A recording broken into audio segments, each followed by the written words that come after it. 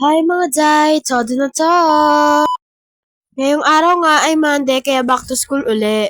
Naguhugas nga pala ako dyan ng plato para may magamit ako malamang kakain.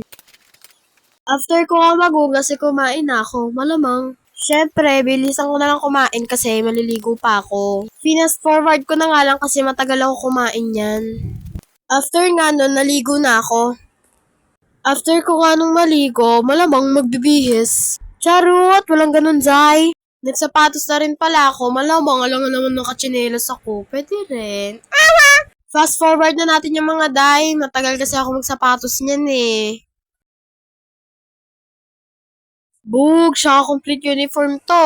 Malamang, mag-flag ceremony pa kami. Paalis na nga ako at ihatid na lang ako ni Papa kaya nilagay ko na yung mga gamit ko doon sa may lagayan. Malilate na nga ako niyan sa flag ceremony ko kaya binibilisan na lang ni Papa yung pagdidrive niya.